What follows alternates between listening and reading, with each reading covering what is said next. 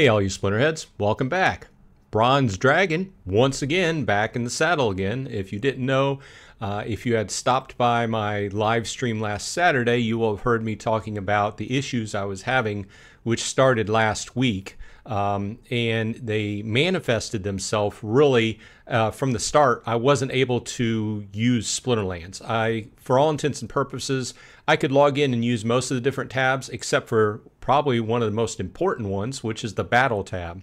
And the browser was locking up and such. And as time went along, some other things started manifesting themselves. So I kicked myself into troubleshooting mode. Started at the application layer thinking, hey, what changes happened in Splinterlands and such, and we'll go ahead and go over that. If you're not interested in hearing about that, I'm basically outlining it here in a short format. Hopefully it doesn't take too long, so that if any other person out there in my viewing audience is having these type of issues, maybe they have a few steps to go by and solve their issues that they're having playing the game, and a couple other things I want to mention. Now, with that said, things I mention in this video where it requires changing settings in your browser, in your firewall, on your computer, and other places, these are do at your own risk. Now, I always say before you make a change, make a note, write down exactly what change you have made, because in most cases, all these changes I'm mentioning, you can go back and change back and remove your changes. And to start off, I will say that as an IT guy, it really bugs me whenever I can't figure out an issue, especially when it's computer related. Okay, let's go ahead. Let's take a step back to last week. Last week, I logged in to Splinterlands on Thursday evening, and I could not select the battle button. And, well, I could, but then it locked up. The browser locked up. So immediately I thought, oh, maybe it's the browser. Okay, so I tried another browser, tried two different browsers. All of them were exhibiting the same situation. Okay, so I thought, well, maybe my settings got reset. I checked the firewall. Now, in this situation, if you've been playing this game for a while, you may have had to play around with your what they call a whitelist or an allowed website list, and this is in several different areas. First of all, I don't like allowing more websites through my firewall or putting them on an allowed list than I have to. Okay, but if you've been playing games for a while, and especially in Web3, you know that a lot of this stuff gets caught in different areas, and if you don't allow it through, then you're not going to get anything done. Okay, so the main areas we're talking about are at the application level, which would be the browser. In your browser settings, you can allow a website through. Antivirus, if you're running an antivirus, which you should be in this day and age, a full package. That's my opinion, but I always stand by a strong antivirus. I'm not pushing an antivirus, but you can also put an allowed list through there. And also at the network layer up on your router. Okay, so you can log in directly to your router slash hotspot Wi-Fi connection and allow it through there. And there's probably some other places I'm missing too, but those are the three main ones. So in this situation, one of the first things I checked was, hey, is Splinterlands still on my allowed list? Now, through getting with Splinterlands support, and I want to give a big shout out to Grapthar. Okay, so I've been in IT for, I don't know, probably 15 years at this point, okay? And I've interfaced with a lot of different types of IT teams. Grapthar gave me top-notch IT service. He got back to me on a daily basis, and I still have to reply to him and give him a summation of what happened and close the ticket, but I wanted to go ahead and make this video because he was very upfront when I opened the ticket. He followed through, did several different emails worth of troubleshooting beyond the basic stuff that I had already taken place. And it even went down to the wire as far as pulling logs and providing logs and things like that. So these three URLs I put up on the screen are the URLs he provided to me that are basically what would allow Splinterlands through your firewall, make them allowed in through your antivirus, make them allowed through your browser. So splinterlands.com, api.splinterlands, and api2.splinterlands.com. Okay, now, okay, so that's the first thing I checked. Okay, none of this solved the issue.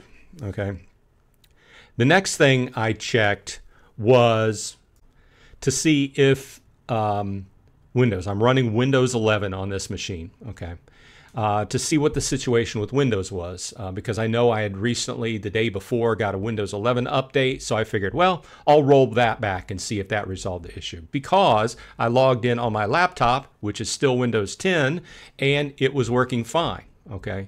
So this told me two things. It might be Windows 11, and it wasn't my network, as in my network for some reason was not blocking the website.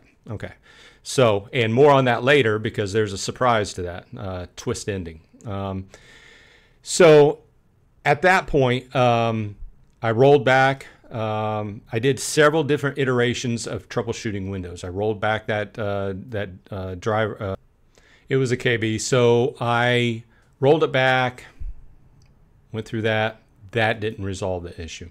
Okay, so after that, I'm like, well, I was kind of grasping at straws.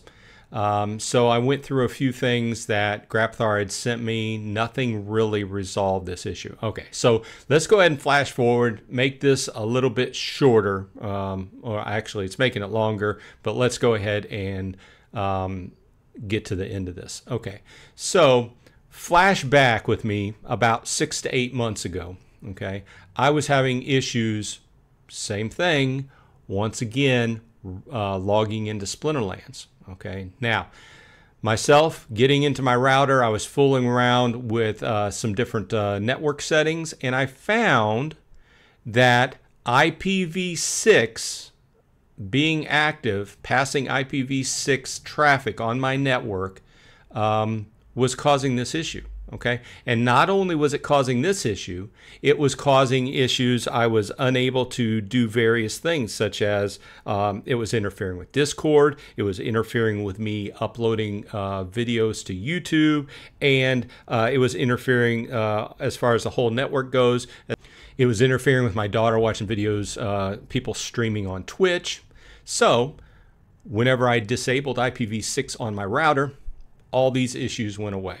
Okay, so with that little knowledge nugget, let's flash back to last week. What happened Wednesday was my wife was having problems with the TV. So she called Verizon, they got on the phone, and they troubleshot the issue. And one of the big things that they did during that troubleshooting session was they reset everything, which reset my router. And she did tell me about that. It wasn't no secret, right? She got on the horn with me and texted me and talked about it.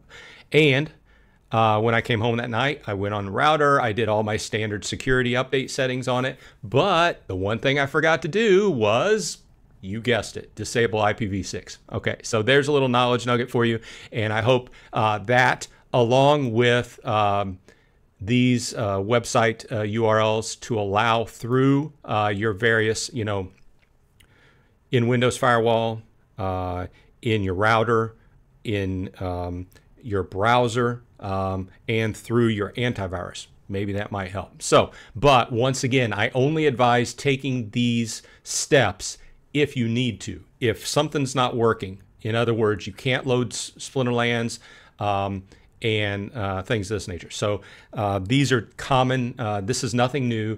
This is common troubleshooting from an IT perspective.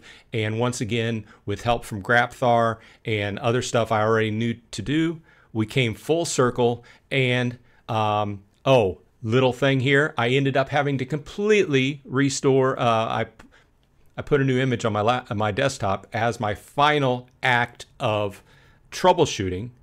I was like, heck with it, I'm going to blow it away. That's a topic for a different video. We can talk about re-imaging computers, but here's the takeaway.